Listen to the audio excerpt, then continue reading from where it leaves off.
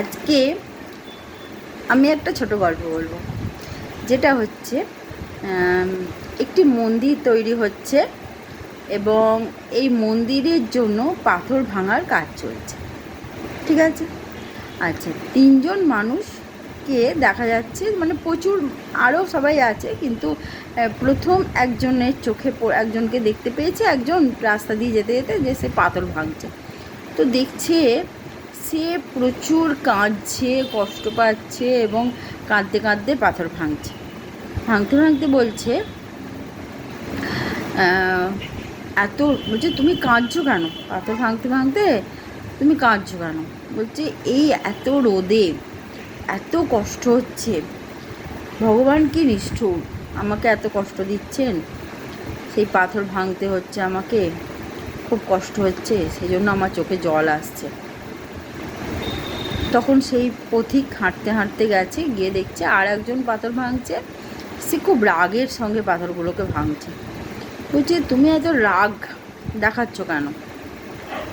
বলছে যে আমার খুব রাগ হচ্ছে, কারণ সবাই ভালো আছে, আমি খারাপ আছি, আমি পাথর ভাঙছি, কত সবাই সুখে শান্তিতে বসবাস করছে, আমার জন্য এই পাথর ভাঙার কাজ।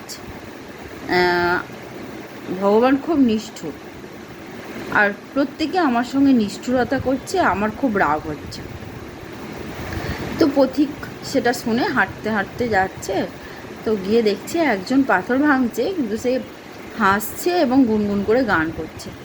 তখন পথিক উল্টে তাকে জিজ্ঞাসা করছেন যে এত রোদে, এত গরমের মধ্যে তুমি পাথর ভাঙছো, তোমার কষ্ট হচ্ছে না? তুমি গান করছো? বলছে যিনি পাথর ভাঙছেন তিনি বলছেন না, কোনো কষ্ট হচ্ছে না, গা দিয়ে ঘাম ঝরছে, রোদও আছে, কিন্তু কষ্ট হচ্ছে না, কারণ এই যে মন্দিরটি তৈরি হচ্ছে, এই মন্দিরে আমার আরাধ্য দেবতা ঈশ্বর, তার উদ্দেশ্যে মন্দিরটি তৈরি হচ্ছে, একটি বৃহৎ কার্য। ঠিক আছে, মন্দিরকে কেন্দ্র করে প্রচুর মানুষ এখানে মন্দিরে পুজো দিতে আসবেন, মন্দিরের সুনাম চারিদিকে ছড়িয়ে পড়বে, মন্দিরে কত ভক্তজনের সমাবেশ ঘটবে, কত মানুষ এখানে পুজো দেবেন, কত মানুষ এখানে ভোগ খাবেন, কতজন মানুষ ভোগ বিতরণ করবেন। তো এত বড় একটা কর্মকাণ্ডে আমি তো ক্ষুদ্র মানব, আমার একটা এখানে শ্রম দেওয়ার সুযোগ ঘটেছে, সেই সুযোগটাকে আমি সুবর্ণ সুযোগ বলে মনে করছি, সেই কারণে আমার খুব খুশি হচ্ছে, আনন্দ হচ্ছে, তাই আমি হাসছি। দেখো, তিনজনেই কাজ করছে, তিনজনের সেম কাজ করছে, কিন্তু তিনজনের ফিলিংস আলাদা আলাদা।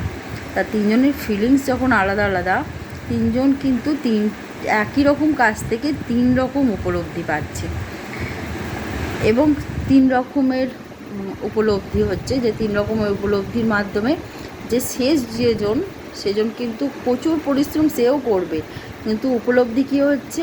সুখানুভূতি, আনন্দ। ঠিক আছে, এবার দেখো, জীবনকে তুমি যেভাবে দেখবে, জীবন তোমাকে সেই উপলব্ধিই দেবে। ঠিক আছে, যেমন ধরো কোনো তিনজন বাচ্চা খেলছে, খেলতে খেলতে কোনো একটা বাচ্চা পড়ে গেছে, পড়ে যাওয়ার পর তার বাবা মা ছুটে আসে, বা মা ছুটে আসে, এসে বলছে যে আহারে তুমি পড়ে গেলে, তোমার নিশ্চয়ই বড্ড বড্ড লেগেছে, আহারে বাছারা, বলে হাত বুলিয়ে দিচ্ছে গায়ে। দ্বিতীয়জন হয়তো খেলতে খেলতে পড়ে গেছে, তাকে তার বাবা মা বলছে তুমি যে পড়ে গেলে, তোমার কে ফেললো জানো? মেজেটা তোমাকে ফেলে দিল, তুমি মেজেটাকে মারো। সে একটা রাগ দেখাচ্ছে অন্যের প্রতি। ঠিক আছে, রাগ দেখাচ্ছে। এবার তৃতীয়জন যে পড়ে গেল, তখন তাকে বলছে আমার ছেলে কি এত দুর্বল যে একটু পড়ে গেলেই সে কাতর হয়ে যাবে? তুমি তো ব্রেভ, তুমি তো সাহসী, তুমি তো অনেক শক্তিমান, এইটুকু লাগাতে কি এসে যায়, তুমি উঠে পড়ো, আবার খেলো। ঠিক আছে, তাহলে এই যে চিন্তাভাবনা, মানে যার যেরম বিলিফ সিস্টেম হবে, সে সেরম জীবন থেকে উপলব্ধি গ্রহণ করবে, আর এই উপলব্ধি কিন্তু আগামী দিনে চলার পথেও হবে। মানে পথ চলার খরচ হবে। তাহলে জীবনকে তুমি নেতিবাচক দিক থেকে দেখবে না ইতিবাচক দিক থেকে দেখবে, সেটা তোমার মানে চিন্তাভাবনা হওয়া উচিত। আমরা অনেক সময় মনে করি যে যখন কোনো সমস্যায় পড়ি, যিনি আমাদের শত্রু আইডেন্টিফাই করে, তোমার শত্রুকে তোমার বন্ধুকে বলা হয়, কিন্তু আমার তো মনে হয় শত্রু স্পিরিচুয়াল ফ্রেন্ড। দেখবে শত্রু তোমাকে মুখের ওপর তোমাকে যা তা বলবে, তোমাকে বিপাকে ফেলার চেষ্টা করবে, তোমাকে সমস্যায় ফেলার চেষ্টা করবে, কিন্তু এই সমস্যাগুলো থেকে কিন্তু তুমি নতুন নতুন কিছু শিখবে।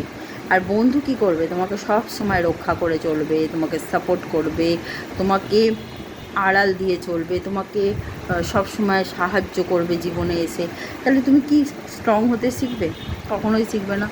তাহলে জীবনে কিন্তু প্রত্যেকটি ঘটনা, প্রত্যেকটি জিনিস থেকে কিন্তু অনেক অনেক পজিটিভ কিছু শেখা যায়, ঠিক আছে?